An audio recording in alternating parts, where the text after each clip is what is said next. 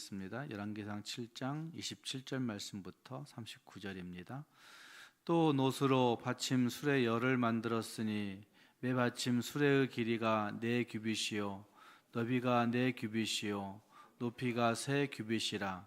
그 받침 수레의 구조는 이러하니 사면 옆 가장자리 가운데에는 판이 있고 가장자리 가운데 판에는 사자와 소와 그룹들이 있고 또 가장자리 위에는 놓는 자리가 있고 사자와 소 아래에는 화합 모양이 있으며 그 받침 수레에 각각 4 놋바퀴와 노축이 있고 받침 수레 4 발밑에는 어깨 같은 것이 있으며 그 어깨 같은 것은 물두멍 아래쪽에 부어 만들었고 화환은 각각 그 옆에 있으며 그 받침 수레 위로 들이켜 높이가 1규빗 되게 내민 것이 있고 그 면은 직경 1규빗 반 되게 반원형으로 우묵하며 그 나머지 면에는 아로 새긴 것이 있으며 그 내민 판들은 네모지고 둥글지 아니하며 4바퀴는 옆판 밑에 있고 바퀴 축은 받침 수레에 연결되었는데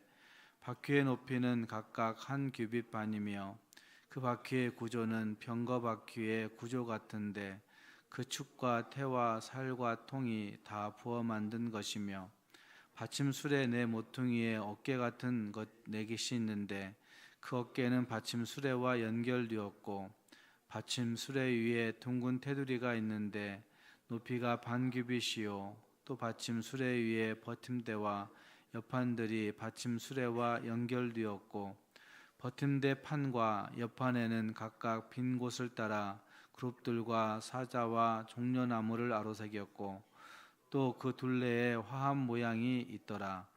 이와 같이 받침 수레 10개를 만들었는데 그 부어 만든 법과 크기와 양식을 다 동일하게 만들었더라. 또 물두멍 10개를 노수로 만들었는데 물두멍마다 각각 40밭을 담게 하였으며 물두멍의 직경은 4규빗이라 10받침 수레 위에 각각 물두멍이 하나씩이더이라. 그 받침 수레 5은 성전 오른쪽에 두었고 5은 성전 왼쪽에 두었고 성전 오른쪽 동남쪽에는 그 바다를 두었더라. 아멘. 제사장은 성전에 들어가거나 제사 임무를 담당하기 전 정결 규례를 지켜야 했던 것을 우리는 성경을 통해서 알 수 있습니다. 이것은 예배자의 육체적인 정결과 함께 회개를 통한 영적 성결이 필수적임을 교훈해주고 있는 부분이라 할 수가 있습니다. 제사장은 높 바다의 물로 수족을 씻었고 제물을 씻는 데는 물두멍의 물을 사용했습니다. 오늘 우리가 함께 읽은 말씀은 그 10개의 물두멍과 각 물두멍을 받치고 있는 받침 수레, 물두멍을 이동할 때마다 꼭 요긴하게 필요한 그 받침 수레의 모습들을 소개하고 있는 것을 볼 수 있습니다. 그것들도 모두 노수로 주조하였고 각 기능에 맞게 정교하고 아름답게 제작되어야 됨을 오늘 읽었던 말씀이 잘 말해주고 있는 것입니다. 어떻게 보면 열왕기 저자는 이 물두멍 자체보다 물두멍을 받치는 놋받침 수레에 대한 그 소개를 비중 있게 다루고 있는 모습을 우리가 볼 수가 있습니다. 어쩌면 물두멍이 더 중요한 부분이라 할 수가 있을 것이고 또 물두멍 전체 성소와 지성소의 이야기 중에 물두멍은 어떻게 보면 그렇게 크게 중요성이 없는 것이라고도 얘기할 수도 있을 겁니다. 그런데 그 물두멍도 그런데 물두멍을 받치고 있는 놋받침 수레에 대해서 이렇게 정성껏 많은 부분들을 소개하고 있는 이유가 분명히 있을 것입니다. 어쩌면 이 자세하게 소개하고 있는 그 이유는 물두멍 받침대들도 소홀히 해서는 안 된다 하는 사실을 잘 말해주고 있을 겁니다. 29절 말씀을 보시면 거기에 그 가장자리 가운데 판에는 사자와 소와 그룹들이 있고 또 가장자리 위에는 놓는 자리가 있고 사자와 소 아래에는 화합 모양이 있으며 라고 하는 그 말씀을 통하여서 그 노판의 표면에도 여러 문양들을 새겨 넣고 또 그 무늬들을 이것은 저렇게 또 저것은 이렇게 정확하게 이야기하고 있는 부분들이 있다고 한 사실을 볼 수가 있습니다. 또 30절 말씀에 네 발이 거기 등장하고 있고 받침 수레에 각각 네 놋바퀴와 놋죽과 그리고 네 발이 있는 그런 것들을 소개하고 있는데, 그 네 발은 네 모퉁이에 부착된 다리 모양의 어떤 기구로 보입니다. 이 모든 것들을 종합해 보면 받침 수레 아래에 네 바퀴가 달렸고 병거의 바퀴들처럼 두 바퀴씩 축대로 서로 연결되었으며, 바퀴 수레의 네 모퉁이에 발같이 생긴 놋막대가 붙어 있어서 바퀴와 받침 수레의 몸체를 접합하여 고정하고 있고, 각 발 아래에는 어깨처럼 구부러진 모양의 고임대가 부착되어져 받침 수레의 하단을 받치고 떠받치고 있는 그런 모습이라 할 수가 있습니다. 이 모든 것들이 왜 그렇게 세밀하게 세심하게 전하고 있을까? 그러면 성전의 벽과 성전의 문, 또 성전 안에 있는 지성소의 어떤 도구들, 이것들도 중요하지만 놋받침 수레에도 그룹 문양이 새겨져 있음으로 인하여 지성소에 있는 그룹의 모양들이 성전 뜰에도 가득하다 하는 사실들을 보여주고 있다고 할 수가 있습니다. 그룹 모양의 문양들을 새겨 넣은 이유는, 지금은 그렇게 하지 않지만 구약시대에 그렇게 했던 이유는, 그것이 하나님의 영광을, 하나님의 임재의 충만을 상징하고 있는 것이기 때문에 그것을 경험하며 경외하게 하려고 그 그룹 문양의 그 무늬들을 다 새겨 넣어서 어디를 보아도 그것이 보이게 만들었다, 이렇게 말할 수가 있는 것입니다. 이것은 오늘날 우리에게로 적용한다고 한다면 공동체와 공동체의 예배 가운데 은혜와 진리의 교제에 소유되는 곳이 없어야 된다는 사실들을 잘 보여주고 있는 것입니다. 다시 말해 공동체의 예배 가운데 나아올 때마다 그 예배의 모든 부분들이 예배의 맨 처음부터, 아니 예배가 시작되지 전 자기 혼자 나와서 하나님 앞에 나와 묵상하고 하나님을 생각하는 그 순간부터 끝나는 모든 순간까지 어떤 한 부분도 소홀히 되거나 하나님의 임재에 충만이 없는 곳이 없기 때문에 그것들을 경험하고 행하는 그런 모습이 거기에 있어야 된다는 말입니다. 오늘 우리의 예배 가운데는 어떠한지 우리 자신들을 생각해 볼 수 있기를 바랍니다. 교회에 나오는 그 순간, 아니 가정에서 교회를 나가려고 준비하는 그때부터 예배를 마치고 집으로 돌아가는 그 모든 날들까지, 모든 시간들까지 그 모든 곳에도 하나님의 거룩한 임재의 모습들을 경험하고 하나님을 경외함으로 행하고 있는지, 어떤 부분들도 소홀히 됨이 없이 하나님께 드려지고 있는지 하는 생각을 해봐야 된다는 말입니다.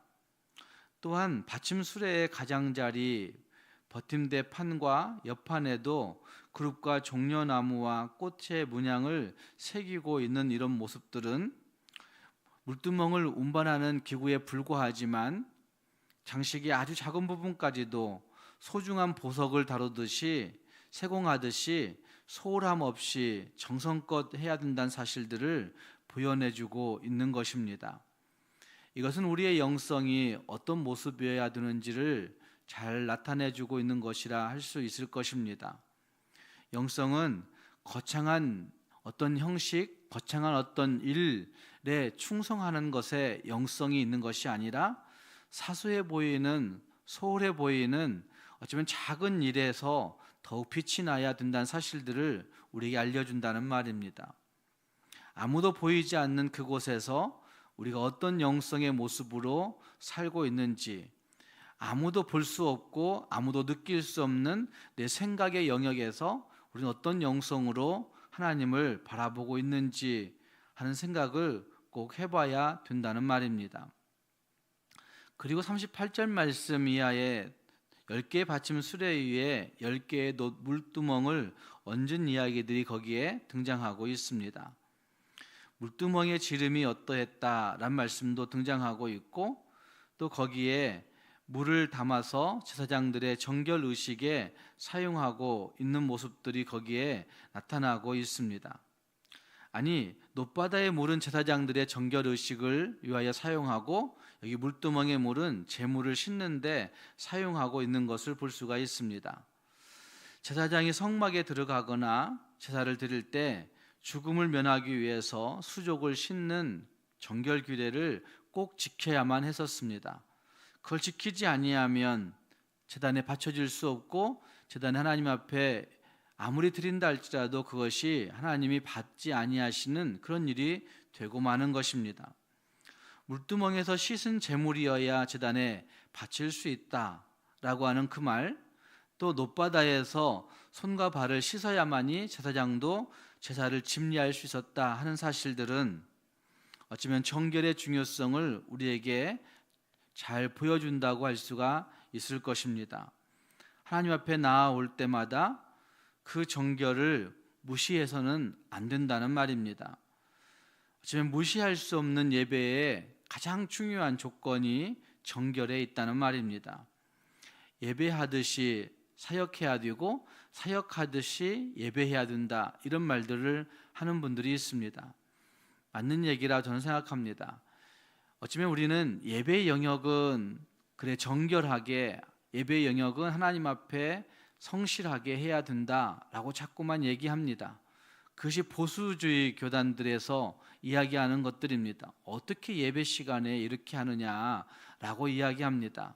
그런데 예배가 끝나고 난 그 다음의 영역들은 예배의 영역이 아니라고 그렇게 생각하는 경향들이 보수교단의 사람들 가운데 있습니다. 그러나 예배가 끝난 그 사역의 공간에서도 어쩌면 정말 하나님을 예배하듯이 정결함을 가지고 살아가는 모습이 거기에 있어야 된다는 말입니다. 그래서 예배가 그리고 사역이 구분됨이 없이 하나님 앞에 정결함으로 항상 준비되어 있고, 정결을 무시하지 않는 그런 태도가 우리의 모든 삶의 영역에서 있어야 된다는 말입니다. 성전의 공간과 기구들이 다 중요하다는 말입니다. 오늘 읽은 본문은 그냥 읽다 보면 왜 이것을 성경에 그냥 기록해 놨을까, 이런 생각이 들 때가 있습니다. 특히나 열왕기상하는 역사의 기록들이 좀 담겨져 있는 부분인데 뭐 하려고 여기에 이런 것들을 기록해 놨을까라는 생각이 들 때가 있다는 말입니다. 그런데 이것은 우리의 정성과 영광이 하나님 앞에 온전하게 올려져야 된다 하는 사실들을 말씀하고 있는 것이고, 하나님 앞에 우리의 정결이 어떠해야 되는지를 잘 보여주고 있는 것입니다. 웅장하고 화려한 외관이 그 기능의 우월성을 증명하는 것이 아닙니다. 어쩌면 그 안에 있는 내용이, 그 안에 있는 정신이 그 우월성을 증명해낼 것입니다. 교회 모든 사람, 모든 그 영역들이 다 존중받아야 하고, 보이지 않는 수고를 보이는 수고만큼이나 귀하게 볼 줄 알아야 한다는 사실들을 우리는 이 본문을 통해서 알 수가 있는 것입니다. 우리 모두가 우리는 하나님을 어떻게 섬기고 있는지, 성전에 나올 때마다, 교회에 나올 때마다, 교회의 모든 공간과 기구들을 생각할 때마다 우리는 어떤 시선을 가지고 그것들을 바라보고 있는지 다시 한번 돌아보면서 하나님의 임재의 충만을 경험할 수 있는 교회의 모든 영역들, 모든 곳에서 어떤 일들을 행할 때도 하나님 앞에 온전한 정성을 가지고 행할 수 있는 정성 있는 헌신들, 그리고 하나님 앞에 설 때마다 늘 정결한 모습으로 서고자 결심할 수 있는 우리 모두가 될 수 있기를 주님의 이름으로 축복합니다. 기도하겠습니다. 말씀을 생각하시면서 같이 기도하기를 바랍니다. 우린 종종 내가 쓸데없다 이런 말들을 할 때가 있습니다. 내가 할 일이 없구나 이런 생각들을 할 때가 있습니다. 그러나 물두멍의 이동을 위한 받침대의 제작에도 이와 같이 세밀하게 또 정성을 다해서 소홀히 함이 없이 행해야 된다 하는 사실들을 말씀하고 있는 이것은 하나님 앞에 설 때에 나는 쓸데없구나, 나는 할 일이 없구나 하는 것들은 말도 안 된다, 금기어가 돼야 된다 하는 사실들을 보여주고 있는 겁니다. 하나님, 우리가 교회 안에서의 어떤 영역이든지 어떻게 섬기든지 하나님 앞에 정성을 가지고 하나님의 임재의 충만을 경험할 수 있는 우리가 되게 해달라고, 어떤 영역도 소홀히 함이 없이 정말 최선의 정성을 가지고 최고의 가치를 두고 하나님 앞에 섬길 수 있는 우리가 되게 해달라고 기도할 수 있기를 바랍니다. 또 하나님, 우리가 정말 모든 영역에서 하나님이 기뻐하시는 정결함으로, 하나님이 기뻐하시는 정결함으로 설 수 있는 하나님의 사람들이 되게 해달라고, 하나님 앞에 그 정결함으로 준비하고 정결함으로 살아낼 수 있는 우리가 되게 해달라고 우리 자신들을 생각하며 기도할 수 있기를 바랍니다. 또 교회를 위해 기도할 때 교회 표어를 생각하며 기도해 주시기 바랍니다. 하나님, 우리 온 교회가 올 한 해 하나님의 복을 누리고 그 복으로 세상 속에 복이 될 수 있는, 세상 속에 복의 통로가 될 수 있는, 복의 도구가 될 수 있는 우리 교회가, 우리 교회 모든 성도들이 되게 해달라고 교회를 생각하며 기도할 수 있기를 바랍니다. 또 나라와 민족을 위해서도 같이 기도해 주시기 바랍니다. 혼돈 속에 있는 나라가 속히 안정을 찾을 수 있도록 은혜 주시라고 기도해 주시고, 오늘부터 있게 되는 대한예수회 장로회 총회를 위해서도 같이 또 기도해 주시기 바랍니다. 총회가 정말 모든 지교회들이 안전하게 주의 복음을 증거하고 바르게 서게 할 수 있는 그런 총회가 될 수 있게 달라고 총회를 위해서도 같이 기도해 주시기 바랍니다. 함께 기도하겠습니다. 자비로우신 하나님 아버지, 주님의 은혜와 사랑을 감사합니다. 오늘 하나님 앞에 함께 마음을 모아 기도할 수 있게 하시니 감사합니다. 하나님, 우리가 주 앞에 나올 때마다 하나님, 이스라엘 백성들이 물두멍 하나를 만드는 데에도, 아니 물두멍을 받치고 있는 그 받침대와 그걸 이동하는 데 사용하는 수레를 만드는 데에도 하나님이 말씀하신 대로 정성껏 모든 문양을 잘 새겨놓고 만들고 있는 것처럼, 하나님 아버지, 우리도 하나님 앞에 설 때마다 어떤 한 부분도 소홀함이 없이 최선의 정성을 가지고 주 앞에 헌신하며 나아갈 수 있는 주님의 사람들이 될 수 있도록 인도해 주시옵소서. 하나님 아버지, 그리하여서 내가 섬기는 그 모든 영역에서, 내가 주님 앞에 나아오는 그 모든 영역에서 하나님의 영광의 임재를, 그 임재의 충만하심을 날마다 경험할 수 있게 도와주시고, 하나님의 임재 앞에 엎드려 주님을 날마다 경험하며 살아갈 수 있는 주의 사람들이 될 수 있도록 인도해 주시옵소서.